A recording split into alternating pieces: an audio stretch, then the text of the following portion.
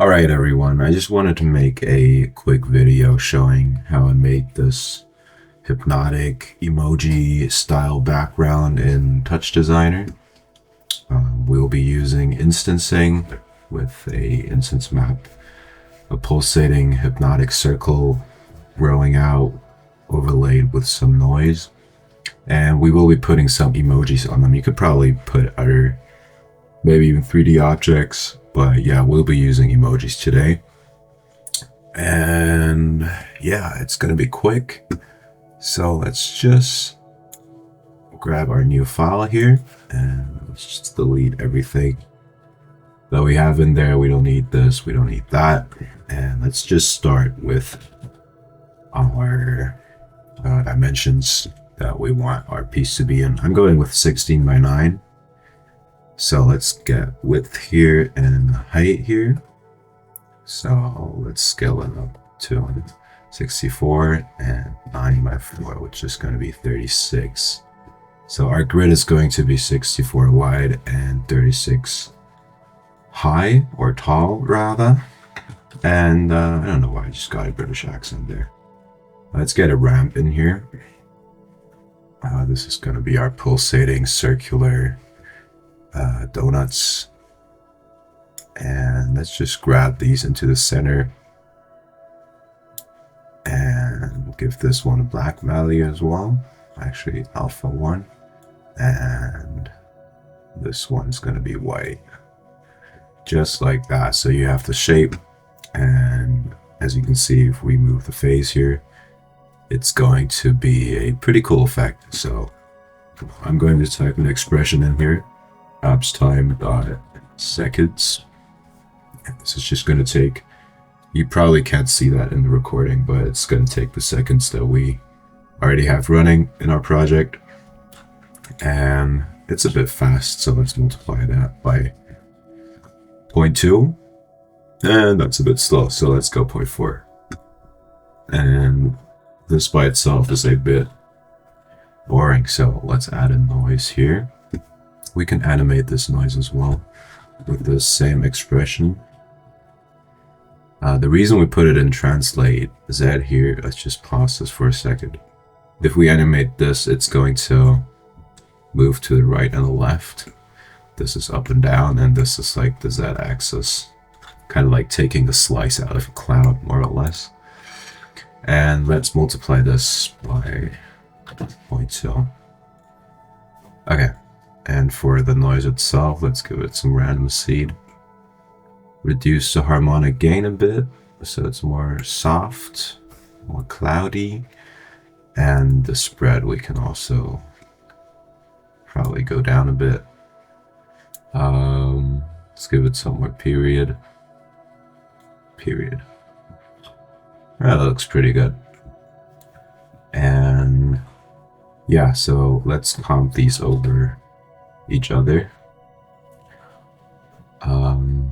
We can go for an over first, but we have to change this later and you'll see why. But yeah, this is going to be our texture map. So let's call this texture map. This is just a null, it doesn't do anything. It's just like a reference point in case we want to add something behind the comp. And wait, let's see, let's not do over. Let's do brightest. Yeah, fine. That looks okay. Also, we have to change these to nearest pixel instead of interpolate pixels. Yeah, change these to nearest pixel. These here as well. And for pixel format, we can use 32-bit float. I'm not sure if that's even necessary, to be honest, but I just do it anyways. And almost forgot the reason why we even have this here in the first place. Let's chop reference this over to the resolution here and to the resolution here as well. All right, looks pretty good. This is going to be our texture map, and where we want to map this texture to is going to be a grid sop. Again, set the size here to width and height, and also the rows and columns. The width has to go to the second one here, so it's kind of like crossed. But yeah, now when you press W here for wireframe and Shift N for front viewport, you can see that we got our grid where we want our little emojis to go. And speaking of emojis, let's put down another grid here. This is going to be our quote-unquote pixel. This can stay size 1:1.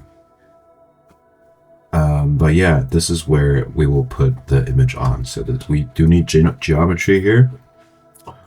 And since this is the geometry we want to instance, let's go to comp and put down a geometry node here. That was not a Blender reference. It's actually called a geometry node. And what we want to do is basically we want to instance this pixel onto this grid. So let's first of all turn on instancing. And if we put this onto translate op here and do tx, ty, tz, you'll get an error here saying that it doesn't work because the instance, I'm not sure why I'm pointing on my screen with my finger here, but the instance attribute tx could not be found. So we have to do a soft to chop here. So we have the individual channels. So instead of that, let's do this. And as you can see, we have our tx, ty, and tz samples here. And the way this works is you can see that tz, tz, whatever is flat, and that is consistent with our geometry here. Tz is flat, and the ty that starts here, -20, that's like this pixel down here, and the tx is this one, so it goes up like this, and once it reaches the highest point, it drops back down to this. This moves up one step, and so it goes like up like that, up like this, up like that. So we got these pixel values that we can then instance this geometry on. So that's basically how this works. And the next up, let's just get a movie file in.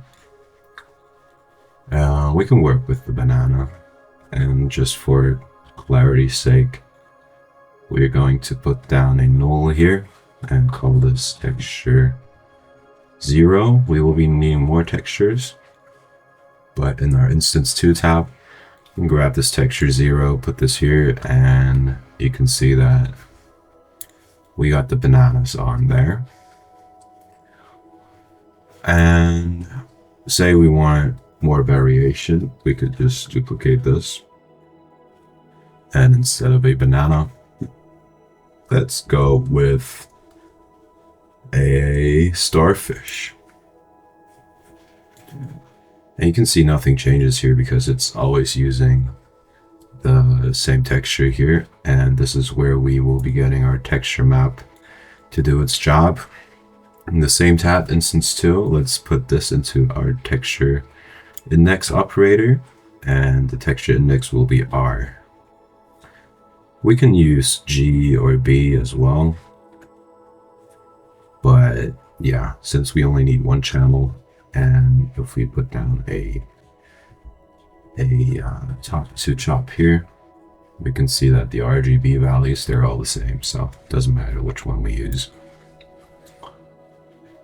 And yeah, nothing changes still, because the issue is we have texture 0 here, and we need to put all the other textures that we want in there as well. So if you do texture 1 here, we can already see that the starfish is incorporated. And for just to make it a bit shorter, we can just put an asterisk after texture, so it gets all the texture nodes here. So we do have to be careful that we don't call any other nodes texture something. So even if we, let's say we make 1,000,000 of these, every single one is going to get reference in there. All right.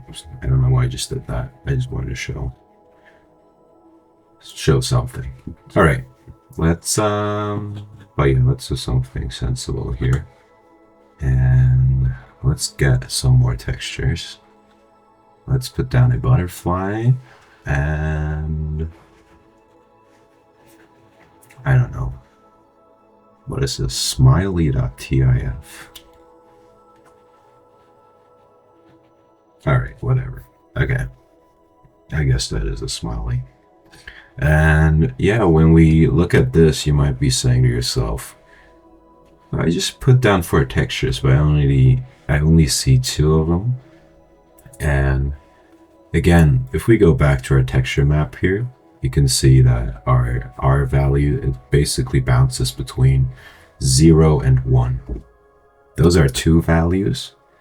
So you only get 2 textures. If we wanted to go higher than 1, we need to put down a level here. And in our range, we can set the out high to how many values we have, how many textures we have, -1. So 0, 1, 2, 3, those are 4 numbers. So it will choose between those 4. And you can see it's already working here. And that already looks pretty funny. And yeah, but let's put down our emojis here. So instead of movie file in, or instead of the banana, I got these from emojipedia.org, by the way. If you want emojis, you can just get the PNGs there. It's a bit tedious to select all of these like one by one, but once you got it, you got it. You know what I mean? Yeah, let's put down, I don't know, sleepy emoji is funny. And there you have it. So this is the basic setup. Let's render this out with the render top. Put down a camera as well. And in our camera, I will be making this orthographic. Zoom out a bit. I don't know, 12 is not enough. Jesus. Oh my god. Let's see. This is harder than it looks. Yeah, that's fine. Yeah, this is fine. This is okay. Is that okay? Also, it looks kind of dark. We need a material on our surfaces here. So,